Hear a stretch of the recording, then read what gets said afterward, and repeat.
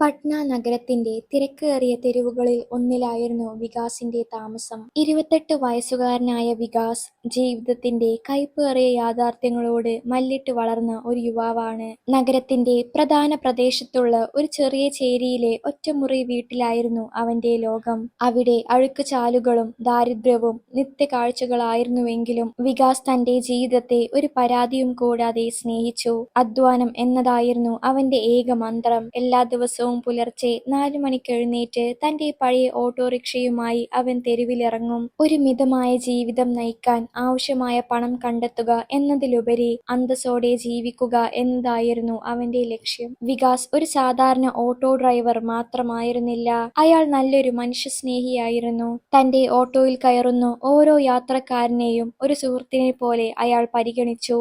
അങ്ങനെയായിരിക്കെ ഒരു മഴയുള്ള പ്രഭാതത്തിലാണ് പൂജ എന്ന പെൺകുട്ടി അവന്റെ ഓട്ടോയിൽ കയറുന്നത്.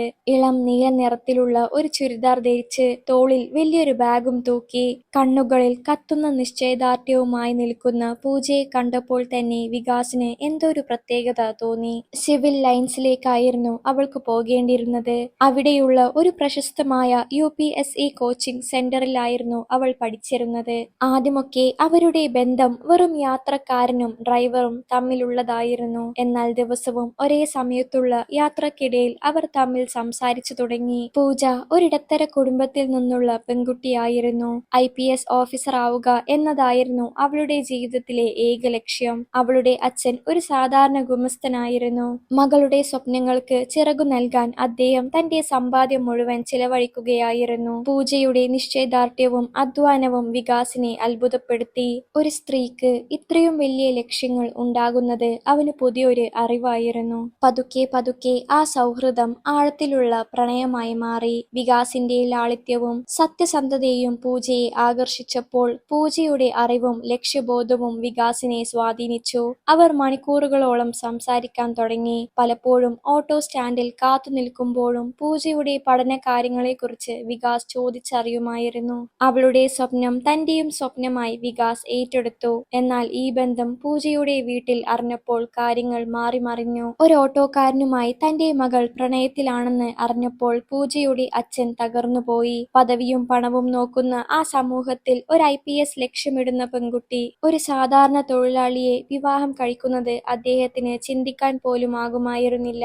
വീട്ടുകാരുടെ എതിർപ്പ് ശക്തമായപ്പോൾ പൂജക്ക് മുന്നിൽ 2 വഴികളെ ഉണ്ടായിരുന്നുള്ളൂ. ഒന്നെങ്കിൽ തന്റെ സ്വപ്നവും പ്രണയവും ഉപേക്ഷിക്കുക, അല്ലെങ്കിൽ വികാസിനോടൊപ്പം ജീവിതം തുടങ്ങുക. അവൾ വികാസിനെ തിരഞ്ഞെടുത്തു. ഒരു ചെറിയ ക്ഷേത്രത്തിൽ വെച്ച് ആൾക്കൂട്ടങ്ങളോ ആർഭാടങ്ങളോ ഇല്ലാതെ അവർ വിവാഹിതരായി. ഈ വിവാഹം അറിഞ്ഞ പൂജയുടെ അച്ഛൻ അവളെ വീട്ടിൽ നിന്നും പുറത്താക്കി. ഇനി വീടിന്റെ പടി നീ ചവിട്ടരുത്, നീ മരിച്ചു എന്ന് ഞാൻ കരുതിക്കോളാം എന്ന് അദ്ദേഹം ആക്രോശിച്ചു. ചേരിയിലെ വികാസിന്റെ ചെറിയ വീട്ടിലേക്ക് പൂജ വലതുകാൽ വെച്ച് കയറി. ആ കൊച്ചുമുറിയിൽ വലിയ സൗകര്യങ്ങളൊന്നും ഉണ്ടായിരുന്നില്ല, പക്ഷെ അവിടെ സ്നേഹത്തിന് കുറവില്ലായിരുന്നു. പൂജയുടെ കണ്ണുകളിൽ അപ്പോഴും വീടിനെ കുറിച്ചുള്ള സങ്കടം ഉണ്ടായിരുന്നു. അത് കണ്ട വികാസ് അവളുടെ കൈകൾ പിടിച്ചുകൊണ്ട് ഒരു ഉറച്ച വാക്ക് നൽകി. പൂജ, നിന്റെ അച്ഛൻ നിന്നെ ഉപേക്ഷിച്ചത് നീ ഒരു ഓട്ടോക്കാരന്റെ ഭാര്യ ആയതുകൊണ്ടാണ്. പക്ഷേ ഒരു ദിവസം നിന്നെ ഓർത്ത് അദ്ദേഹം അഭിമാനിക്കും. നീ IPS ഓഫീസർ ആകും. അതിനുവേണ്ടി ഈ വികാസ് എന്ത് ത്യാഗത്തിനും തയ്യാറാണ്. നിന്റെ പഠനം മുടങ്ങില്ല, അതെന്റെ ഉത്തരവാദിത്തമാണ്. വികാസിന്റെ ആ വാക്കുകൾ പൂജക്ക് നൽകിയ ധൈര്യം ചെറുതായിരുന്നില്ല. അവിടെ നിന്ന് ഒരു പുതിയ ജീവിതം തുടങ്ങുകയായിരുന്നു. വിവാഹത്തിനു ശേഷമുള്ള ജീവിതം വികാസിനെ സംബന്ധിച്ചിടത്തോളം ഒരു വലിയ ദൗത്യമായിരുന്നു. പൂജക്ക് നൽകിയ വാക്ക് പാലിക്കുക എന്നത് തന്റെ ജീവിത ലക്ഷ്യമായി അയാൾ മാറ്റി. ചേരിയിലെ ആ ചെറിയ മുറിയിൽ അവർ പുതിയൊരു ലോകം പടുത്തുയർത്തി. പൂജയുടെ പഠനത്തിന് ആവശ്യമായ ശാന്തമായ അന്തരീക്ഷം ഒരുക്കുക എന്നതായിരുന്നു വികാസിന്റെ ആദ്യത്തെ വെല്ലുവിളി. പുലർച്ചെ 4 മണിക്ക് എഴുന്നേറ്റ് അയാൾ ഓട്ടോയുമായി നഗരത്തിലേക്ക് ഇറങ്ങും. നഗരം ഉറക്കമുണരുന്നതിനു മുൻപേ റെയിൽവേ സ്റ്റേഷനുകളിലും ബസ് സ്റ്റാൻഡുകളിലും എത്തി യാത്രക്കാരെ കാത്തുനിൽക്കും. ഓരോ രൂപയും അയാൾ കരുതി വെച്ചത് പൂജയുടെ പുസ്തകങ്ങൾക്കും കോച്ചിംഗ് ഫീസിനും വേണ്ടിയായിരുന്നു. പകൽ മുഴുവൻ കൊടും വെയിലിൽ ഓട്ടോ ഓടിക്കുമ്പോൾ വികാസ് തന്റെ വിശപ്പും ദാഹവും മറന്നു. ഉച്ചഭക്ഷണം പലപ്പോഴും വഴിയോരത്തെ തട്ടുകടകളിൽ നിന്നുള്ള ഒരു ചായയും ബിസ്ക്കറ്റിലും ഒതുങ്ങി. ഞാനിപ്പോൾ ഭക്ഷണം കഴിച്ചാൽ ആ പണം കൊണ്ട് പൂജക്കൊരു പുതിയ മാഗസിൻ വാങ്ങാം എന്നയാൾ സ്വയം ചിന്തിക്കുമായിരുന്നു. വികാസിന്റെ ഷർട്ടിന്റെ കോളറുകൾ തേഞ്ഞുപോയി, ചെരുപ്പുകൾ തേഞ്ഞു തീർന്നു. പക്ഷേ തന്റെ വേഷത്തെക്കുറിച്ച് കുറിച്ച് അയാൾ ലവലേശം ഖേദിച്ചില്ല. വൈകുന്നേരം വീട്ടിൽ മടങ്ങിയെത്തിയപ്പോൾ പൂജയുടെ മുഖത്തെ പുഞ്ചിരി കാണുന്നതായിരുന്നു അയാളുടെ ഏറ്റവും വലിയ സന്തോഷം. പൂജയുടെ പഠനമുറിയിൽ അന്ന് രാത്രി വൈകുവോളം മണ്ണെണ്ണ വിളക്കിന്റെ വെളിച്ചം തെളിഞ്ഞു നിന്നു. വികാസ് അവൾക്ക് ചായയുണ്ടാക്കി കൊടുക്കും. "നീ പഠിക്കു പൂജ, നിനക്കെന്തെങ്കിലും ആവശ്യമുണ്ടെങ്കിൽ എന്നോട് പറയണം" എന്ന് പറഞ്ഞ് അയാൾ അവൾക്ക് കൂട്ടിരിക്കും. അവിടുത്തെ കഠിനമായ ചൂടിലും തണുപ്പിലും വികാസ് അവൾക്ക് താങ്ങായി നിന്നു. ചില മാസങ്ങളിൽ കോച്ചിങ് സെന്ററിലെ ഫീസ് അടക്കാൻ പണമില്ലാതെ വരുമ്പോൾ വികാസ് രാത്രികളിൽ അധിക സമയം പണിയെടുത്തു. ഉറക്കമില്ലാത്ത രാത്രികൾ അയാളുടെ കണ്ണുകളെ തളർത്തിയെങ്കിലും മനസ്സിനെ തളർത്താൻ കഴിഞ്ഞില്ല. ഒരു ദിവസം പൂജ തന്റെ കീറിയ ഷർട്ട് തുന്നുന്നത് കണ്ട് വികാസ് മെല്ലെ ചിരിച്ചു. "നിങ്ങൾ എന്തിനാണ് ഇത്രയും കഷ്ടപ്പെടുന്നത്?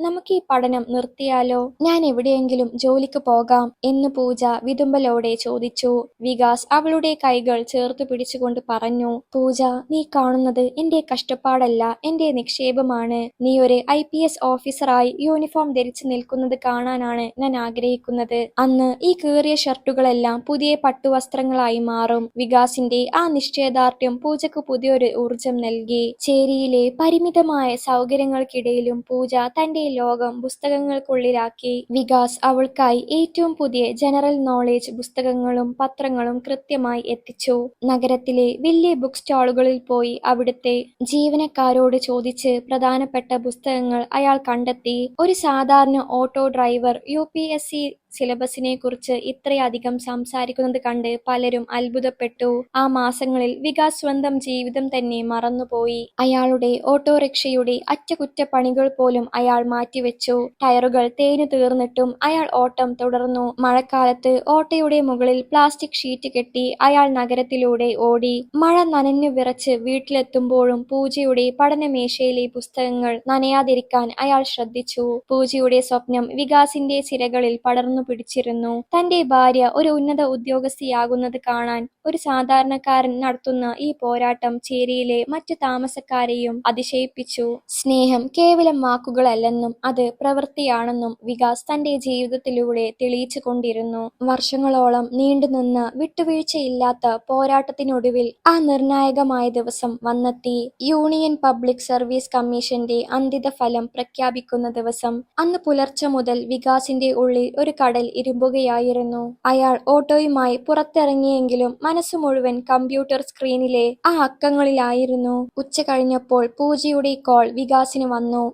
അവളുടെ ശബ്ദം വിറക്കുന്നുണ്ടായിരുന്നു. "വികാസ്, റിസൾട്ട് വന്നു. എനിക്ക് പേടിയാകുന്നു." വികാസ് ഉടൻ തന്നെ ഓട്ടോ ഒതുക്കി നിർത്തി അടുത്തുള്ള ഒരു ഇന്റർനെറ്റ് കഫേയിലേക്ക് ഓടി. കഫേയിലെ ആൾക്കൂട്ടത്തിനിടയിലൂടെ തള്ളിക്കയറി അയാൾ പൂജയുടെ റോൾ നമ്പർ സ്ക്രീനിൽ തിരഞ്ഞു. ലിസ്റ്റിന്റെ താഴെ നിന്ന് മുകളിലേക്ക് ഓരോ പേരായി നോക്കി പോകുമ്പോൾ അയാളുടെ ശ്വാസം നിലച്ചു. പെട്ടെന്ന് ലിസ്റ്റിന്റെ മുകൾ ഭാഗത്തായി ഒരു പേര് തെളിഞ്ഞു വന്നു. പൂജ, റാങ്ക് 124. വികാസിന്റെ കണ്ണുകളിൽ നിന്ന് ആനന്ദ കണ്ണീർ ഒഴുകി. അയാൾ ഉറക്കെ കരഞ്ഞുകൊണ്ട് കഫേയിൽ ഇരുന്നവരോട് വിളിച്ചു പറഞ്ഞു, "എന്റെ പൂജ IPS ഓഫീസറായി. എന്റെ ഭാര്യ ജയിച്ചു." അന്ന് ചേരിയിൽ വലിയൊരു ആഘോഷമായിരുന്നു. വികാസ് തന്റെ സമ്പാദ്യത്തിന്റെ നല്ലൊരു ഭാഗം മധുരം വാങ്ങാൻ ചിലവാക്കി. തന്റെ ഓട്ടോയിൽ കയറുന്നവർക്കെല്ലാം അയാൾ സൗജന്യമായ യാത്ര നൽകി. "ഇന്നെന്റെ സന്തോഷത്തിന്റെ ദിവസമാണ്, പണം വേണ്ട" എന്ന് പറഞ്ഞ് അയാൾ എല്ലാവരെയും ചിരിച്ചുകൊണ്ട് സ്വീകരിച്ചു. പൂജയുടെ വീട്ടുകാർ അപ്പോഴും മൗനത്തിലായിരുന്നുവെങ്കിലും വികാസ് അവരെ കാണാൻ പൂജയെ പ്രേരിപ്പിച്ചു. എന്നാൽ ആ വിജയത്തിന്റെ പൂർണ്ണതയിൽ അവർക്ക് മറ്റൊരു വലിയ സന്തോഷം കൂടി ലഭിച്ചു. പൂജ ഗർഭിണിയാണെന്ന വാർത്ത. കുറച്ചു മാസങ്ങൾക്കുള്ളിൽ അവർക്ക് മനോഹരമായ ഒരു പെൺകുഞ്ഞ് ജനിച്ചു. ജീവിതം പൂന്തോട്ടം പോലെ മനോഹരമാകുമെന്ന് അവർ വിശ്വസിച്ച നിമിഷങ്ങളായിരുന്നു അത്. പൂജയുടെ ട്രെയിനിങ് പീരിയഡ് ആരംഭിച്ചതോടെ കാര്യങ്ങൾ മാറി മറിഞ്ഞു. അവൾ ഹൈദരാബാദിലെ നാഷണൽ പോലീസ് അക്കാദമിയിലേക്ക് പോയി. കുഞ്ഞിനെ പരിചരിക്കാനും കുടുംബം നോക്കാനും വികാസ് തന്റെ ജോലിയിൽ ചില ക്രമീകരണങ്ങൾ വരുത്തി. ട്രെയിനിങ് കഴിഞ്ഞ് പൂജ തിരിച്ചെത്തിയത് ഗാംഭീര്യമുള്ള യൂണിഫോം ധരിച്ചാണ്. തോളിൽ നക്ഷത്രങ്ങളുള്ള ആ യൂണിഫോം ധരിച്ച് അവൾ വികാസിന്റെ മുന്നിൽ വന്നു നിന്നപ്പോൾ അയാൾക്ക് വിശ്വസിക്കാനായില്ല. തന്റെ കീറിയ ഷർട്ടിന്റെ മണമുള്ള അധ്വാനമാണ് ആ നക്ഷത്രങ്ങളായി തിളങ്ങുന്നതെന്ന് അയാൾ അഭിമാനത്തോടെ ഓർത്തു. പൂജയ്ക്ക് ആ നഗരത്തിൽ തന്നെ പോസ്റ്റിംഗ് ലഭിച്ചു.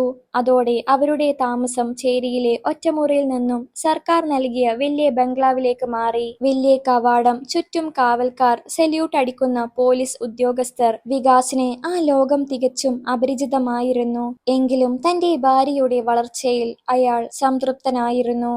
ആദ്യമൊക്കെ പൂജ വൈകുന്നേരം വരുമ്പോൾ വികാസിനോടൊപ്പം പഴയ കാര്യങ്ങൾ സംസാരിക്കുമായിരുന്നു. താൻ പട്ടിണി കിടന്നതും വികാസ് ഓട്ടോ ഓടിച്ച് പുസ്തകങ്ങൾ വാങ്ങി നൽകിയതും അവൾ നന്ദിയോടെ ഓർത്തു. എന്നാൽ അധികാരം ഒരു മനുഷ്യന്റെ ചിന്താഗതിയെ എങ്ങനെ മാറ്റുമെന്നതിന്റെ സൂചനകൾ പതുക്കെ കണ്ടു തുടങ്ങി. പൂജയുടെ ഔദ്യോഗിക വസതിയിൽ എപ്പോഴും ഉന്നത ഉദ്യോഗസ്ഥരും രാഷ്ട്രീയക്കാരും അതിഥികളായി എത്തിക്കൊണ്ടിരുന്നു. വികാസ് അപ്പോഴും തന്റെ പഴയ ഓട്ടോ ഉപേക്ഷിച്ചിരുന്നില്ല.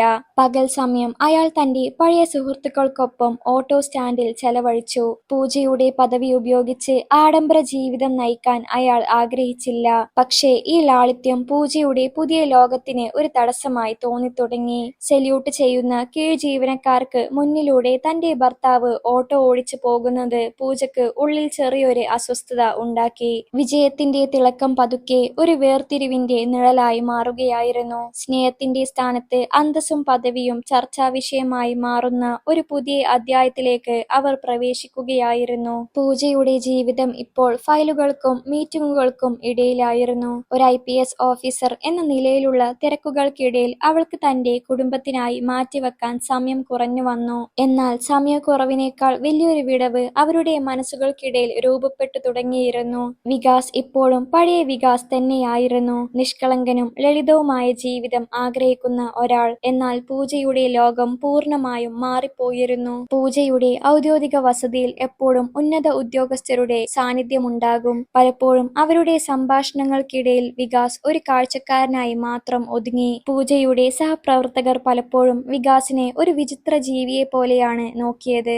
മാഡം, ഇത്രയും വലിയ പദവിയിൽ ഇരിക്കുമ്പോഴും ഭർത്താവ് ഇപ്പോഴും ആ പഴയ ഓട്ടോയുമായി നടക്കുന്നത് ശരിയാണോ എന്ന ചോദ്യം പല കോണുകളിൽ നിന്നും ഉയർന്നു. ആദ്യമൊക്കെ പൂജ ഈ ചോദ്യങ്ങളെ അവഗണിച്ചുവെങ്കിലും പതുക്കെ ആ വാക്കുകൾ അവളുടെ മനസ്സിൽ വിഷം കലർത്താൻ തുടങ്ങി. ഒരു വൈകുന്നേരം വികാസ് തന്റെ ഓട്ടോയുമായി വീട്ടിലെത്തിയപ്പോൾ പൂജ ഉമ്മറത്ത് നിൽക്കുന്നുണ്ടായിരുന്നു. അവളുടെ മുഖത്ത് പഴയ ചിരിയില്ലായിരുന്നു, പകരം കടുത്ത ഗൗരവമാണ്. വികാസ് വണ്ടി നിർത്തി അവളുടെ അടുത്തേക്ക് ചെന്നപ്പോൾ അവൾ പരുഷമായി ചോദിച്ചു, നിങ്ങൾ എന്തിനാണ് ഇപ്പോഴും ഈ ഓട്ടോ ഓടിക്കുന്നത്? നമുക്കിപ്പോൾ പണത്തിന് വല്ല ബുദ്ധിമുട്ടുമുണ്ടോ? എന്റെ സ്റ്റാഫിന്റെയും ഓഫീസർമാരുടെയും മുന്നിൽ എനിക്കിത് നാണക്കേടായി തോന്നുന്നു. വികാസ് ഒരു നിമിഷം സ്തംഭിച്ചു പോയി. അയാൾ ശാന്തനായി പറഞ്ഞു, പൂജ, ഈ ഓട്ടോയാണ് നമ്മൾ ഇവിടെ വരെ എത്തിച്ചത്. ഇതിൽ നിന്നുള്ള വരുമാനം കൊണ്ടാണ് നീ നിന്റെ പഠനം പൂർത്തിയാക്കിയത്. എന്റെ ഈ ജോലിയോട് എനിക്ക് ബഹുമാനമേയുള്ളൂ. എന്നാൽ പൂജ അത് കേൾക്കാൻ തയ്യാറല്ലായിരുന്നു. അതൊക്കെ പഴയ കാര്യങ്ങൾ. ഇപ്പോൾ സാഹചര്യം മാറി. ഒരു IPS ഓഫീസറുടെ ഭർത്താവ് ഓട്ടോ ഡ്രൈവർ ആണെന്ന് പറയുന്നത് കേൾക്കുമ്പോൾ മറ്റുള്ളവർ എന്നെ പരിഹസിക്കുന്നു.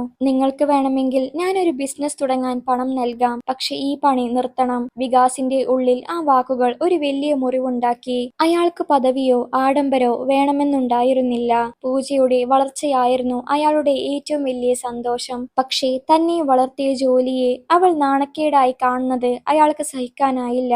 ആ രാത്രി അവർക്കിടയിൽ വലിയൊരു തർക്കമുണ്ടായി. ആദ്യമായി വികാസ് പൂജയുടെ വാക്കുകളിൽ സ്നേഹത്തിനു പകരം അധികാരത്തിന്റെ സ്വരം കേട്ടു. പതുക്കെ പൂജ വികാസിനെ സാമൂഹിക പരിപാടികളിൽ നിന്നും ഔദ്യോഗിക ചടങ്ങുകളിൽ നിന്നും ഒഴിവാക്കി തുടങ്ങി. വീട്ടിൽ വരുന്നത് അവൾക്കൊരു ഭാരമായി മാറി. കുഞ്ഞിനെ നോക്കുന്ന കാര്യത്തിലും അവർക്കിടയിൽ അഭിപ്രായ വ്യത്യാസങ്ങൾ വന്നു. വികാസ് കുഞ്ഞിനെ ലളിതമായി വളർത്താൻ ആഗ്രഹിച്ചപ്പോൾ പൂജ ഉയർന്ന രീതിയിലുള്ള സൗകര്യങ്ങളാണ് ആഗ്രഹിച്ചത്. നീ പഠിച്ച പുസ്തകങ്ങളിലെ അറിവല്ല പൂജ ജീവിതം എന്ന് വികാസ് ഓർമ്മിപ്പിക്കാൻ ശ്രമിച്ചെങ്കിലും അവൾ അവയെ പുച്ഛിച്ചു തള്ളി. പൂജയുടെ പിതാവ് ഈ അവസരത്തിൽ വീണ്ടും അവരുടെ ജീവിതത്തിലേക്ക് കടന്നു വന്നു. മകൾ ഒരു ഉന്നത ഉദ്യോഗസ്ഥയായതോടെ അദ്ദേഹം പഴയ കാര്യങ്ങളെല്ലാം മറന്നതുപോലെ അഭിനയിച്ചു. അദ്ദേഹം പൂജയെ വികാസിനെതിരെ തിരിക്കാൻ ശ്രമിച്ചുകൊണ്ടിരുന്നു. നിനക്ക് ചേരുന്ന ഒരാളല്ല അവൻ. നിന്റെ വളർച്ചയ്ക്ക് അവനൊരു തടസ്സമാണ് എന്ന് അദ്ദേഹം നിരന്തരം പൂജയുടെ ചെവിയിൽ ഓതിക്കൊണ്ടിരുന്നു. വികാസ് തന്റെ വീട്ടിൽ ഒരു അപരിചിതനെ പോലെയായി മാറി. സ്നേഹത്തിന്റെ തണലിൽ അവർ പടുത്തുയർത്തിയ ആ കൊച്ചു സ്വർഗം പദവിയുടെയും അഹങ്കാരത്തിന്റെയും കാറ്റിൽ ആടിയുലയാൻ തുടങ്ങുകയായിരുന്നു. വികാസിന്റെ ത്യാഗങ്ങൾ പൂജയുടെ കണ്ണുകളിൽ വെറും കടമകൾ മാത്രമായി ചുരുങ്ങിപ്പോയി. മനസ്സിന്റെ അകലം കൂടിക്കൂടി വരികയും വിധി അവർക്കായി മറ്റൊരു കെണി ഒരുക്കുകയും ചെയ്തുകൊണ്ടിരുന്നു. വികാസിന്റെ ജീവിതം മാനസികമായി തകർന്നിരിക്കുന്ന അവസ്ഥയിലായിരുന്നു. പൂജയുമായുള്ള ബന്ധത്തിൽ വിള്ളലുകൾ വീണതോടെ അയാൾ കൂടുതൽ സമയം ഓട്ടോ സ്റ്റാൻഡിൽ ചിലവഴിക്കാൻ തുടങ്ങി. അവിടെയായിരുന്നു അയാളുടെ പഴയ സുഹൃത്തുക്കളും ആശ്വാസവും ഉണ്ടായിരുന്നത്. ഈ സമയത്താണ് വികാസിന്റെ പഴയകാല സുഹൃത്തായ രമേശ് അയാളെ കാണാൻ വരുന്നത്. വികാസിനെ പോലെ തന്നെ പണ്ട് അധ്വാനം ചെയ്തിരുന്ന ഒരാളായിരുന്നു രമേശ്. എന്നാൽ ഇപ്പോൾ അയാൾ വല്ലാത്തൊരു ടെൻഷനിലായിരുന്നു. വികാസ്, നീ എന്നെ സഹായിക്കണം, ഞാൻ വലിയൊരു ആപത്തിൽ പെട്ടിരിക്കുകയാണ്.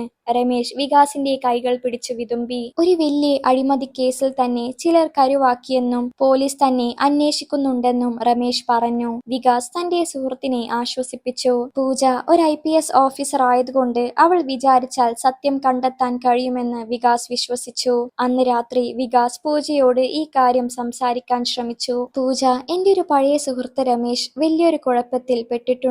അവനെ ആരോ ചതിച്ചതാണ്. നീ ഒന്ന് അന്വേഷിക്കണം, വികാസ് വിനയത്തോടെ പറഞ്ഞു. എന്നാൽ ഫയലുകളിൽ മുഴുകിയിരിക്കുന്ന പൂജ തല പോലും ഉയർത്താതെ മറുപടി നൽകി. എന്റെ ഔദ്യോഗിക കാര്യങ്ങളിൽ ഇടപെടരുതെന്ന് ഞാൻ നിന്നോട് പലതവണ പറഞ്ഞിട്ടുണ്ട്. നിന്റെ ആ ഓട്ടോ സുഹൃത്തുക്കളെല്ലാം ക്രിമിനലുകളായിരിക്കും. നിയമം അതിന്റെ വഴിക്ക് പോകും. പൂജയുടെ ആ പരുഷമായ വാക്കുകൾ വികാസിനെ നിശബ്ദനാക്കി. എങ്കിലും തന്റെ സുഹൃത്ത് നിരപരാധിയാണെന്ന ഉറച്ച വിശ്വാസം അയാൾക്കുണ്ടായിരുന്നു. അടുത്ത ദിവസം രമേശ് വീണ്ടും വികാസിനെ വിളിച്ചു. നഗരത്തിന്റെ വിജനമായ ഒരിടത്ത് വെച്ച് കാണണമെന്ന് അയാൾ ആവശ്യപ്പെട്ടു. വികാസ് അവിടെ എത്തിയപ്പോൾ രമേശ് ഒരു വലിയ കവർ വികാസിനെ ഏൽപ്പിച്ചു. വികാസ്, ഇത് വളരെ പ്രധാനപ്പെട്ട ചില രേഖകളാണ്. ഇതെന്റെ നിരപരാധിത്വം തെളിയിക്കാൻ സഹായിക്കും. എനിക്കിത് നേരിട്ട് കൊണ്ടുപോകാമെന്ന് വെച്ചാൽ പോലീസ് എന്നെ പിടിക്കും. നീ ഇതൊന്ന് ആ പെട്രോൾ പമ്പിനടുത്ത് നിൽക്കുന്ന ആൾക്ക് എത്തിച്ചു കൊടുക്കണം. നീ മാഡത്തിന്റെ ഭർത്താവായതുകൊണ്ട് പോലീസ് നിന്നെ സംശയിക്കില്ല. സുഹൃത്തിനെ സഹായിക്കുക എന്ന ഉദ്ദേശത്തോടെ വികാസ് ആ കവർ വാങ്ങി. താൻ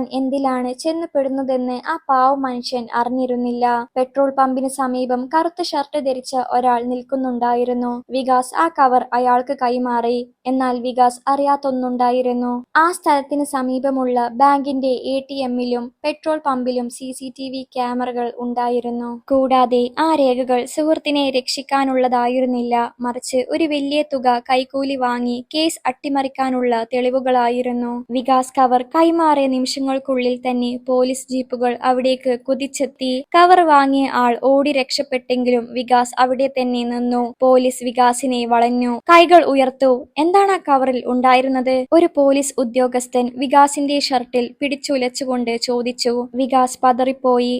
അതെന്റെ സുഹൃത്തിന്റെ ചില പേപ്പറുകളാണ്. ഞാൻ വെറുതെ സഹായിച്ചതാണ്, വികാസ് വിക്കി വിക്കി പറഞ്ഞു. എന്നാൽ പോലീസ് അത് കേൾക്കാൻ തയ്യാറായില്ല. സ്റ്റേഷനിൽ എത്തിയപ്പോഴാണ് വികാസ് ഞെട്ടിക്കുന്ന ആ സത്യം അറിഞ്ഞത്. രമേശ് ഒരു വലിയ തട്ടിപ്പ് സംഘത്തിന്റെ തലവനായിരുന്നു. വികാസിനെ ഉപയോഗിച്ച് അയാൾ വലിയൊരു ഇടപാട് നടത്തുകയായിരുന്നു. വികാസ് പൂജയുടെ ഭർത്താവായതുകൊണ്ട് ആരും സംശയിക്കില്ല എന്നതായിരുന്നു അയാളുടെ കണക്കുകൂട്ടൽ. വാർത്ത കാട്ടുതീ പോലെ പടർന്നു. IPS ഓഫീസർ പൂജയുടെ ഭർത്താവ് അഴിമതി കേസിൽ പിടിയിൽ. സ്റ്റേഷനിലേക്ക് പൂജ എത്തിയത് അഗ്നിപർവ്വതം പുകയുന്നത് പോലെയാണ്. ലോക്കപ്പിനുള്ളിൽ തല താഴ്ത്തിയിരിക്കുന്ന വികാസിനെ കണ്ടപ്പോൾ അവളുടെ ഉള്ളിലെ അഹങ്കാരവും ദേഷ്യവും ഇരട്ടിയായി. നിങ്ങൾ ഇത് ചെയ്യുമെന്ന് ഞാൻ കരുതിയില്ല വികാസ്. നിന്റെ സുഹൃത്തുക്കളെ സഹായിക്കാൻ എന്റെ പേരും പദവിയും നീ വിറ്റു അല്ലേ? പൂജ അലറി. വികാസ് കരഞ്ഞുകൊണ്ട് അവളുടെ മുന്നിൽ കൈകൾ കൂപ്പി. പൂജ, എന്നെ വിശ്വസിക്കണം, എനിക്കൊന്നും അറിയില്ല. ഞാൻ രമേശിനെ സഹായിക്കാൻ. മതി, നിന്റെ ഈ നാടകങ്ങൾ എനിക്ക് കേൾക്കണ്ട. നീ എന്റെ ജീവിതം നശിപ്പിച്ചു. എന്റെ യൂണിഫോമിന് നീ കളങ്കമുണ്ടാക്കി. പൂജ അവനെ തടഞ്ഞു. വികാസിന്റെ ഭാഗം കേൾക്കാൻ പോലും അവൾ തയ്യാറായില്ല. രമേശ് നൽകിയ മൊഴിയും CCTV ദൃശ്യങ്ങളും വികാസിന് പൂർണ്ണമായും എതിരായിരുന്നു. വികാസിനെ രക്ഷിക്കാൻ ആരുമുണ്ടായിരുന്നില്ല. താൻ ജീവന് തുല്യം സ്നേഹിച്ചവൾ തന്നെ കുറ്റവാളിയായി മുദ്ര കുത്തുന്നത് കണ്ടപ്പോൾ വികാസ് ഉള്ളിൽ മരിച്ചു കഴിഞ്ഞിരുന്നു. വികാസിന്റെ അറസ്റ്റ് വാർത്ത നഗരത്തിലെ മാധ്യമങ്ങൾ ആഘോഷമാക്കി. അഴിമതിക്കാരനായ ഭർത്താവും നീതിമാനായ ഭാര്യയും എന്ന തരത്തിൽ തലക്കെട്ടുകൾ നിറഞ്ഞു. പൂജയെ സംബന്ധിച്ചിടത്തോളം ഇത് അവളുടെ കരിയറിലെ ഏറ്റവും വലിയ വെല്ലുവിളിയായിരുന്നു. തന്റെ നിരപരാധിത്വം തെളിയിക്കാൻ വികാസ് പരമാവധി ശ്രമിച്ചു. രമേശ് തന്നെ ചതിച്ചതാണെന്നും താൻ വെറുമൊരു ഉപകരണം മാത്രമായിരുന്നുവെന്നും അയാൾ ആവർത്തിച്ചു പറഞ്ഞു. എന്നാൽ നിയമം തെളിവുകളാണ് വിശ്വസിക്കുന്നത്. പ്രവർത്തിക്കുന്നത്. CCTV ദൃശ്യങ്ങളിൽ വികാസ് ആ കവർ കൈമാറുന്നത് വ്യക്തമായിരുന്നു. കൂടാതെ പിടിക്കപ്പെട്ട ഉടൻ രമേശ് പോലീസിനോട് പറഞ്ഞത് വികാസാണ് ഈ ഇടപാടുകൾക്കെല്ലാം നേതൃത്വം നൽകിയത് എന്നതായിരുന്നു. കോടതി നടപടികൾ തുടങ്ങിയപ്പോൾ വികാസ് തീർത്തും ഒറ്റപ്പെട്ടു. പൂജയുടെ ഭാഗത്തുനിന്ന് യാതൊരു പിന്തുണയും അയാൾക്ക് ലഭിച്ചില്ല. അവൾ തന്റെ പദവി സംരക്ഷിക്കാനുള്ള തിരക്കിലായിരുന്നു. വികാസിനെ സഹായിക്കുന്നത് തന്റെ ഔദ്യോഗിക ജീവിതത്തിന് ദോഷമാകുമെന്ന് കരുതി അവൾ അകലം പാലിച്ചു. വികാസിന്റെ വക്കീൽ വാദിച്ചെങ്കിലും രമേശ് സമർത്ഥമായി ഉണ്ടാക്കിയെടുത്ത വ്യാജരേഖകൾക്ക് മുന്നിൽ ആ വാദങ്ങൾ പരാജയപ്പെട്ടു. ഒടുവിൽ കോടതി വിധി പ്രസ്താവിച്ചു. അഴിമതിക്കും ഗൂഢാലോചനക്കും കൂട്ടുനിന്നതിന് വികാസിന് 7 വർഷത്തെ കഠിന തടവ്. വിധി കേട്ട് വികാസ് തകർന്നുപോയി. കോടതി മുറിയിൽ വെച്ച് അയാൾ അവസാനമായി പൂജയെ നോക്കി. അവളുടെ കണ്ണുകളിൽ തനിക്കായുള്ള ഒരു തുള്ളി കണ്ണുനീർ പോലും അയാൾ കണ്ടില്ല. പകരം അപമാനഭാരം കൊണ്ട് കുനിഞ്ഞ ശിരസും കടുത്ത വെറുപ്പുമായിരുന്നു അവിടെയുണ്ടായിരുന്നത്. വികാസിനെ പോലീസ് വാഹനത്തിലേക്ക് കയറ്റുമ്പോൾ അയാൾ ഒന്നു മാത്രമേ ചിന്തിച്ചുള്ളൂ. താൻ ആർക്കു വേണ്ടിയാണോ ജീവിതം ഉഴിഞ്ഞുവെച്ചത് അവൾ പോലും തന്നെ വിശ്വസിച്ചില്ലല്ലോ. ജയിലിലെ ജീവിതം അതികഠിനമായിരുന്നു. മാഡത്തിന്റെ ഭർത്താവ് വലിയ പുള്ളിയാണല്ലോ, ഇവിടെ എന്ത് ചെയ്യുന്നു എന്ന ചോദ്യങ്ങൾ അയാളെ വേട്ടയാടി. ആദ്യത്തെ കുറച്ച് മാസങ്ങൾ വികാസ് ആരോടും സംസാരിച്ചില്ല. ജയിലിലെ ഇരുട്ടറയിൽ ഇരുന്ന് അയാൾ തന്റെ മകളെയും പൂജയെയും ഓർത്ത് കരഞ്ഞു. പൂജ ജയിലിൽ തന്നെ കാണാൻ വരുമെന്ന് അയാൾ ഓരോ ദിവസവും പ്രതീക്ഷിച്ചു. എന്നാൽ മാസങ്ങളും വർഷങ്ങളും കടന്നുപോയിട്ടും അവൾ വന്നില്ല. മകളെ കാണാൻ പോലും വികാസിന് അനുവാദം ലഭിച്ചില്ല. പൂജ ഇതിനിടയിൽ വിവാഹമോചനത്തിനായി കോടതിയെ സമീപിച്ചു. വികാസ് ജയിലിലായതോടെ തങ്ങളുടെ ബന്ധം അവസാനിച്ചുവെന്ന് അവൾ പ്രഖ്യാപിച്ചു. കുഞ്ഞിന്റെ പൂർണ്ണ അവകാശം അവൾ സ്വന്തമാക്കി. വികാസിന്റെ പേര് തന്റെ ജീവിതത്തിൽ നിന്നും മായ്ച്ചു കളയാൻ അവൾ കിണഞ്ഞു ശ്രമിച്ചു. ജയിലിനുള്ളിൽ വെച്ച് ഈ വാർത്തയറിഞ്ഞ വികാസ് തകർന്നുപോയി. തന്റെ മകളെ അച്ഛനില്ലാത്തവളാക്കി മാറ്റിയ പൂജയുടെ തീരുമാനത്തിൽ അയാൾക്ക് വലിയ സങ്കടം തോന്നി. 7 വർഷം നീണ്ട ജയിൽവാസം വികാസിനെ ശാരീരികമായും മാനസികമായും തളർത്തി. അയാളുടെ ആരോഗ്യം ക്ഷയിച്ചു. തലമുടി നരച്ചു. കണ്ണുകളിലെ ആ തിളക്കം മാഞ്ഞുപോയി. എങ്കിലും അയാൾ ഒരു കാര്യം ഉറപ്പിച്ചു. ദൈവമുണ്ടെങ്കിൽ സത്യം എന്നെങ്കിലും പുറത്തു വരും. ജയിലിലെ ലൈബ്രറിയിൽ നിന്നും പുസ്തകങ്ങൾ വായിച്ചും അവിടെയുള്ള ജോലികൾ ചെയ്തും അയാൾ സമയം തള്ളി നീക്കി. താൻ ചെയ്ത ഒരേയൊരു തെറ്റ് മറ്റുള്ളവരെ അമിതമായി വിശ്വസിച്ചതാണ് എന്ന് അയാൾ തിരിച്ചറിഞ്ഞു. 7 വർഷത്തെ ഇരുട്ട് അയാളുടെ ജീവിതത്തിലെ വസന്തങ്ങളെല്ലാം കവർന്നെടുത്തു. പുറം ലോകത്ത് പൂജ പുതിയ ഉയരങ്ങൾ കീഴടക്കുമ്പോൾ വികാസ് ജയിലിനുള്ളിൽ തന്റെ തകർന്ന ജീവിതത്തിന്റെ അവശിഷ്ടങ്ങൾ എണ്ണിക്കൊണ്ടിരുന്നു. 7 വർഷങ്ങൾ, ഒരായുസ്സിലെ ഏറ്റവും വിലപ്പെട്ട കാലം വികാസ് ജയിലിന്റെ 4 ചുവരുകൾക്കുള്ളിൽ ഹോമിച്ചു. ശിക്ഷാ കാലാവധി പൂർത്തിയാക്കി ജയിൽ കവാടം തുറന്നപ്പോൾ പുറം ലോകത്തിന്റെ വെളിച്ചം വികാസിന്റെ കണ്ണുകളെ അല്പനേരം അന്ധമാക്കി. അഴുക്കുപിടിച്ച ഒരു ചെറിയ ഭാണ്ഡവും കയ്യിലേന്തി അയാൾ പുറത്തേക്ക് നടന്നു. 7 വർഷം മുമ്പ് ജയിലിലേക്ക് പോയ ആ കരുത്തനായ യുവാവല്ലായിരുന്നു ഇപ്പോൾ അയാൾ. നരച്ച മുടിയും കുഴിഞ്ഞ കണ്ണുകളും എല്ലും തോലുമായ ശരീരവുമുള്ള ഒരു വൃദ്ധനെ പോലെ തോന്നിപ്പിക്കുന്ന രൂപം. വികാസ് നേരെ പോയത് തന്റെ പഴയ ചേരിയിലേക്കായിരുന്നു. അവിടെയെങ്കിലും ആരെങ്കിലും തന്നെ സ്വീകരിക്കുമെന്ന് അയാൾ പ്രത്യാശിച്ചു. എന്നാൽ അവിടെ എത്തിയ അയാൾക്ക് അനുഭവപ്പെട്ടത് കടുത്ത അവഗണനയായിരുന്നു. നോക്കൂ, ആ അഴിമതിക്കാരൻ തിരിച്ചു വന്നിരിക്കുന്നു.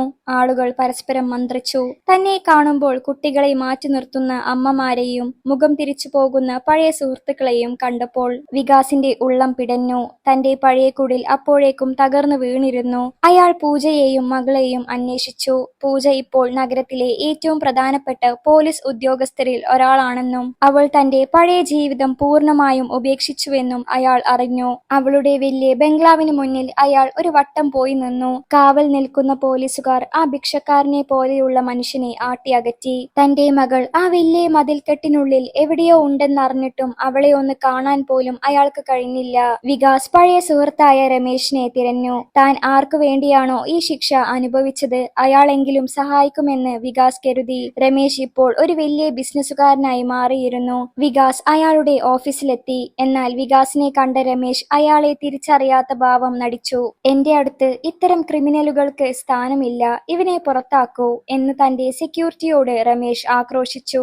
ആ നിമിഷം വികാസ് തിരിച്ചറിഞ്ഞു, ഈ ലോകത്ത് താനിപ്പോൾ ആരുമല്ല. ജോലിക്കായി അയാൾ പലയിടങ്ങളിലും അലഞ്ഞു. ഒരു ഓട്ടോ ഡ്രൈവറായി വീണ്ടും തുടങ്ങാൻ അയാൾ ആഗ്രഹിച്ചെങ്കിലും ലൈസൻസോ പണമോ അയാളുടെ കൈവശം ഉണ്ടായിരുന്നില്ല. ജയിൽ ശിക്ഷ അനുഭവിച്ച ഒരാൾക്ക് ജോലി നൽകാൻ ആരും തയ്യാറായില്ല. വിശപ്പ് സഹിക്കാൻ വയ്യാതെ വന്നപ്പോൾ മാനം വിറ്റും അയാൾക്ക് ജീവിക്കേണ്ടി വന്നു. ഒടുവിൽ നഗരത്തിലെ വലിയൊരു ക്ഷേത്രത്തിനു മുന്നിൽ അയാൾ അഭയം പ്രാപിച്ചു. അവിടെ ഒരു ഭിക്ഷക്കാരനായി അയാൾ മാറി. വിധി എത്ര ക്രൂരമാണെന്ന് നോക്ക്. പണ്ട് തന്റെ ഓട്ടോയിൽ കയറുന്നവർക്ക് ദാനമായി യാത്ര നൽകിയിരുന്ന വികാസ് ഇന്നൊരു നേരത്തെ ഭക്ഷണത്തിനായി അപരിചിതരുടെ മുന്നിൽ കൈനീട്ടുന്നു. വിശക്കുന്നു, വല്ലതും തരണേ എന്ന് വികാസ് പറയുമ്പോൾ അയാളുടെ ശബ്ദം വിറക്കുന്നുണ്ടായിരുന്നു. രാത്രികളിൽ ക്ഷേത്രത്തിന്റെ തണുത്ത പടികളിൽ കിടക്കുമ്പോൾ അയാൾ ആകാശത്തേക്ക് നോക്കി ചോദിക്കും, ഈശ്വര, ഞാൻ ചെയ്ത തെറ്റെന്താണ്? സ്നേഹിച്ചതാണോ ഞാൻ ചെയ്ത കുറ്റം? വികാസ് എന്ന മനുഷ്യൻ അവിടെ മരിക്കുകയായിരുന്നു. പകരം പേരും വിലാസവുമില്ലാത്ത ഒരു ഭിക്ഷക്കാരൻ മാത്രമാണ് അവശേഷിച്ചത്. തന്റെ ജീവിതം തകർത്ത ആ നഗരത്തിലെ തെരുവുകളിൽ തന്റെ മകൾ സുഖമായി ജീവിക്കുന്ന അതേ മണ്ണിൽ വികാസ് ഒരു നിഴലായി ജീവിച്ചു തുടങ്ങി. പൂജ ഇപ്പോൾ നഗരത്തിലെ ഏറ്റവും ശക്തമായ പോലീസ് ഉദ്യോഗസ്ഥയാണ്. തന്റെ കരിയറിലെ ഓരോ ഘട്ടത്തിലും അവൾ നീതിക്കു വേണ്ടി നിലകൊണ്ടു. എന്നാൽ വികാസിനെ കുറിച്ചുള്ള ഓർമ്മകൾ അവൾ തന്റെ മനസ്സിന്റെ ആഴങ്ങളിൽ കുഴിച്ചു മൂടിയിരുന്നു. ഇടക്കൊക്കെ മകൾ തന്റെ അച്ഛനെ കുറിച്ച് ചോദിക്കുമ്പോൾ അയാൾ ഒരു ചതിയനായിരുന്നുവെന്ന് പറഞ്ഞ് അവൾ മകളെ നിശബ്ദയാക്കി. എങ്കിലും വികാസിന്റെ കാലം മുതൽക്കേയുള്ള ചില കേസുകൾ വീണ്ടും അന്വേഷിക്കാനുള്ള ഒരു പ്രത്യേക സർക്കാർ ഉത്തരവ് വന്നതോടെ കാര്യങ്ങൾ മാറിമറിഞ്ഞു. രമേശുമായി ബന്ധപ്പെട്ട പഴയ അഴിമതി കേസ് പുനരന്വേഷണത്തിനായി പൂജയുടെ മേശപ്പുറത്തെത്തി. ആദ്യം അവൾ അത് അവഗണിക്കാൻ ശ്രമിച്ചുവെങ്കിലും ഫയലിലെ ചില വൈരുദ്ധ്യങ്ങൾ അവളെ ചിന്തിപ്പിച്ചു. 7 വർഷം മുമ്പ് വികാസ് കോടതിയിൽ നൽകിയ മൊഴികളും ഇപ്പോൾ രമേശിന്റെ ബിസിനസ് സാമ്രാജ്യത്തിന്റെ വളർച്ചയും തമ്മിൽ വലിയൊരു അന്തരമുണ്ടായിരുന്നു. പൂജ രഹസ്യമായി ആ കേസ് പഠിക്കാൻ തുടങ്ങി. വികാസിനെ ശിക്ഷിക്കാൻ കാരണമായ ആ പഴയ CCTV ദൃശ്യങ്ങൾ അവൾ ഹൈടെക് ലാബിൽ അയച്ച് കൂടുതൽ വ്യക്തതയോടെ പരിശോധിച്ചു. പുതിയ സാങ്കേതിക വിദ്യ ഉപയോഗിച്ച് ദൃശ്യങ്ങൾ സ്ലോ മോഷനിൽ കണ്ടപ്പോൾ പൂജ ഞെട്ടിപ്പോയി. വികാസിനെ കവർ കൈമാറുന്നതിന് മിനിറ്റുകൾക്ക് മുമ്പ് രമേശ് മറ്റൊരു വ്യക്തിയുമായി സംസാരിക്കുന്നതും വികാസിനെ അവിടെ എത്തിക്കാൻ ഫോണിലൂടെ നിർദ്ദേശം നൽകുന്നതും അവൾ കണ്ടെത്തി. വികാസ് ആ കവർ വാങ്ങുമ്പോൾ അയാളുടെ മുഖത്തുണ്ടായിരുന്ന ഭാവം ചതിയുടേതല്ല, മറിച്ച് ഒരു സുഹൃത്തിനെ സഹായിക്കുന്ന ആത്മാർത്ഥതയായിരുന്നു. തുടർന്ന് നടത്തിയ അന്വേഷണത്തിൽ രമേശ് അന്ന് വികാസിനെതിരെ സാക്ഷി പറയാൻ ചില പോലീസുകാർക്ക് വൻ തുക കൈക്കൂലി നൽകിയതായും പൂജ കണ്ടെത്തി. രമേശിന്റെ വിശ്വസ്തനായിരുന്ന ഒരാളെ പൂജ കസ്റ്റഡിയിലെടുത്ത് ചോദ്യം ചെയ്തു. അയാൾ സത്യമെല്ലാം വിളിച്ചു പറഞ്ഞു. മാഡം, വികാസിനൊന്നും അറിയില്ലായിരുന്നു. രമേശ് ചേട്ടനാണ് ആ കവർ അദ്ദേഹത്തിന്റെ കൈകളിൽ കൊടുത്തത്. മാഡത്തിന്റെ ഭർത്താവായതുകൊണ്ട് ആരും സംശയിക്കില്ലെന്ന് അദ്ദേഹം വിശ്വസിച്ചു. ഈ വാക്കുകൾ കേട്ട പൂജ സ്തംഭിച്ചുപോയി. അവളുടെ കണ്ണുകളിൽ നിന്ന് അറിയാതെ കണ്ണുനീർ ഒഴുകി. തന്റെ കരിയറിന് കളങ്കമുണ്ടാക്കുമെന്ന് ഭയന്ന് താൻ ജീവന് തുല്യം സ്നേഹിച്ച മനുഷ്യന്റെ നിരപരാധിത്വം കാണാൻ അവൾ മറന്നുപോയി. വികാസ് തന്നോട് പറഞ്ഞ ഓരോ വാക്കും സത്യമായിരുന്നുവെന്ന് അവൾ വൈകി തിരിച്ചറിഞ്ഞു. 7 വർഷം ഒരു നിരപരാധി ജയിലിൽ കിടന്നത് തന്റെ അന്ധമായ അഹങ്കാരം കാരണമാണെന്ന ബോധം അവളെ വേട്ടയാടി. വികാസിനെ കണ്ടെത്താൻ അവൾ ഉടൻ തന്നെ ഉത്തരവിട്ടു. എന്നാൽ 7 വർഷത്തെ ഇടവേളയ്ക്ക് ശേഷം ആ മനുഷ്യൻ എവിടെയാണെന്ന് ആർക്കും അറിയില്ലായിരുന്നു. താൻ തകർത്തു കളഞ്ഞ ആ ജീവിതം എവിടെയെങ്കിലും ബാക്കിയുണ്ടാകുമോ എന്ന ഭയത്തോടെ പൂജ നഗരത്തിലെ ഓരോ തെരുവിലും തിരച്ചിൽ തുടങ്ങി. ഒടുവിൽ ഒരു പഴയ കോൺസ്റ്റബിൾ നൽകിയ വിവരമനുസരിച്ച് നഗരത്തിലെ പ്രധാന ക്ഷേത്രത്തിനു മുന്നിൽ അവൾ എത്തി. പോലീസ് വാഹനത്തിന്റെ സൈറൺ മുഴങ്ങിയപ്പോൾ ഭിക്ഷക്കാർ പരിഭ്രമിച്ചു. എന്നാൽ പൂജയുടെ കണ്ണുകൾ തിരഞ്ഞത് ഒരാളെ മാത്രമാണ്. ക്ഷേത്രത്തിന്റെ ഒരു മൂലയിൽ കീറിപ്പറഞ്ഞ വസ്ത്രങ്ങളുമായി ഒരു നേരത്തെ ആഹാരത്തിനായി പാത്രം നീട്ടിയിരിക്കുന്ന ആ രൂപം അവൾ കണ്ടു. അത് വികാസ് ആയിരുന്നു. പൂജ വികാസിന്റെ അടുത്തേക്ക് ഓടിച്ചെന്നു. ഒരു IPS ഓഫീസറുടെ തലക്കനമില്ലാതെ അവൾ അയാളുടെ മുന്നിൽ മുട്ടുകുത്തിയിരുന്നു. വികാസ്, അവൾ വിതുമ്പി. വികാസ് പതുക്കെ തല ഉയർത്തി നോക്കി. അയാളുടെ കണ്ണുകളിൽ പഴയ സ്നേഹത്തിനു പകരം ശൂന്യതയായിരുന്നു. മാഡം, ഇവിടെ ഇപ്പോൾ പോലീസ് റെയ്ഡ് ഒന്നുമില്ലല്ലോ. ഞാൻ ഒന്നും മോഷ്ടിച്ചിട്ടില്ല, വികാസ് ഭയത്തോടെ പറഞ്ഞു. ആ വാക്കുകൾ പൂജയുടെ ഹൃദയത്തിൽ തറച്ചു. വികാസ്, ഇത് ഞാനാണ്, നിന്റെ പൂജ. എനിക്ക് തെറ്റുപറ്റി. നീ നിരപരാധിയാണെന്ന് ഞാൻ അറിഞ്ഞു. അവൾ അയാളുടെ കൈകൾ പിടിച്ചു. വികാസ് പതുക്കെ തന്റെ കൈകൾ എടുത്തു. അയാൾ ഒരു പുഞ്ചിരിയോടെ പറഞ്ഞു, പൂജയോ? പൂജ എന്നെ 7 വർഷം മുമ്പ് കൊന്നു കളഞ്ഞു. ഇപ്പോൾ ഈ മുന്നിലിരിക്കുന്നത് വെറും ഒരു ഭിക്ഷക്കാരനാണ്. സത്യം ഇപ്പോൾ അറിഞ്ഞിട്ട് എന്ത് കാര്യം? എന്റെ 7 വർഷങ്ങൾ തിരിച്ചു തരാൻ നിനക്ക് കഴിയുമോ? പൂജ പൊട്ടിക്കരഞ്ഞുകൊണ്ട് അയാളുടെ കാൽക്കൽ വീണു. എന്നെ ശിക്ഷിക്കൂ വികാസ്, പക്ഷെ ഇങ്ങനെ കിടക്കരുത്. നമ്മുടെ മകൾ നിനക്കായി കാത്തിരിക്കുന്നു. വികാസ് നിശബ്ദനായി ആകാശത്തേക്ക് നോക്കി. അയാളുടെ കണ്ണുകളിൽ നിന്ന് കണ്ണുനീർ ഒഴുകി മണ്ണിൽ പതിച്ചു. ഒരു IPS ഓഫീസർ തെരുവിൽ കിടക്കുന്ന ഭിക്ഷക്കാരന്റെ കാൽക്കൽ വീണ് കരയുന്നത് കണ്ട് ആളുകൾ അത്ഭുതപ്പെട്ടു. ക്ഷേത്രമുറ്റത്തെ ആ വൈകാരിക നിമിഷങ്ങൾക്ക് ശേഷം വികാസ് ആദ്യം പൂജയോടൊപ്പം പോകാൻ വിസമ്മതിച്ചു. എന്നാൽ ദൂരെ ഒരു പോലീസ് ജീപ്പിനുള്ളിൽ പേടിയോടെ നോക്കി നിൽക്കുന്ന തന്റെ 10 വയസ്സുകാരിയായ മകളെ കണ്ടപ്പോൾ അയാളുടെ ഉള്ളിലെ അച്ഛൻ ഉണർന്നു. മകൾ ഓടി വന്ന് വികാസിനെ കെട്ടിപ്പിടിച്ച് കരഞ്ഞു. "അച്ഛാ, ഇനി ഞങ്ങളെ വിട്ടു പോകരുത്" എന്ന അവളുടെ വിതുമ്പൽ വികാസിന്റെ 7 വർഷത്തെ സങ്കടങ്ങളെ അലിയിച്ചു കളഞ്ഞു. വികാസ് തന്റെ പഴയ ജീവിതത്തിലേക്ക് മടങ്ങി. പൂജ ഉടൻ തന്നെ രമേശിനും വികാസിനെ ചതിച്ച ഉദ്യോഗസ്ഥർക്കുമെതിരെ ശക്തമായ നടപടികൾ സ്വീകരിച്ചു. രമേശിന്റെ സാമ്രാജ്യം തകരുകയും അയാൾ ജയിലിലാവുകയും ചെയ്തു. വികാസിന്റെ പേരിലുണ്ടായിരുന്ന കളങ്കം മായ്ച്ചു കളയാൻ പൂജ കോടതിയിൽ പോരാടി അയാളെ പൂർണ്ണമായും കുറ്റവിമുക്തനാക്കി. വികാസ് തന്റെ ഓട്ടോ ഡ്രൈവർ ജോലി ഉപേക്ഷിച്ചില്ലെങ്കിലും പൂജയുടെ സഹായത്തോടെ ചേരിയിലെ കുട്ടികൾക്കായി ഒരു വിദ്യാഭ്യാസ ട്രസ്റ്റ് ആരംഭിച്ചു. പഴയതുപോലെ വികാസ് തന്റെ ഓട്ടോയുമായി പുറത്തിറങ്ങുമ്പോൾ ഇന്ന് പൂജക്ക് നാണക്കേടല്ല, മറിച്ച് അഭിമാനമാണ് തോന്നുന്നത്. തന്റെ ഔദ്യോഗിക വസതിയുടെ ഉമ്മറത്ത് വികാസിന്റെ ഓട്ടോ പാർക്ക് ചെയ്തിരിക്കുന്നത് കാണുമ്പോൾ അവൾ എന്നും ഓർക്കും. ത്യാഗത്തിന്റെയും സത്യസന്ധതയുടെയും അടയാളമാണതെന്ന്. പൂജയുടെ പിതാവ് തന്റെ തെറ്റുകൾ തിരിച്ചറിഞ്ഞ് അവരോട് മാപ്പ് ചോദിച്ചു. ഈ കഥ നമുക്ക് നൽകുന്ന സന്ദേശം വളരെ വലുതാണ്. പദവികളോ പണമോ അല്ല ഒരു ബന്ധത്തിന്റെ നിലനിൽപ്പ് നിശ്ചയിക്കുന്നത്, മറിച്ച് അന്ധമായ വിശ്വാസവും സ്നേഹവുമാണ്. സംശയം ഏത് വലിയ ബന്ധത്തെയും തകർക്കും, എന്നാൽ ക്ഷമയും സത്യവും എല്ലാ മുറിവുകളെയും ഉണക്കും. സ്നേഹത്തിന്റെ തണലിൽ അവർ തങ്ങളുടെ പുതിയ ജീവിതം കെട്ടിപ്പടുത്തു. ആ നഗരത്തിലെ ഏറ്റവും മാതൃകാപരമായ കുടുംബമായി അവർ മാറി.